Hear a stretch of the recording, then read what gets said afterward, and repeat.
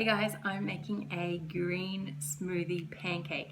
I put it in the blender just like a smoothie, but I put an egg in it. So that's the difference. I'm going to show you how I do it and how quick it is because it's just 3 ingredients. Okay, so I said 3 ingredients, but maybe it is 5. Okay, so I have a spinach, egg, banana, some nut butter, and oats. And the oats go in, they're optional, but I really like to put them in because it just helps me feel a bit fuller, and the mix just sort of combines a little bit better, but you can do without it.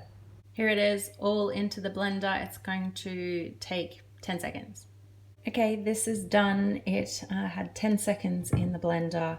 It has a nice runny consistency like this, so it's ready to go into the pan.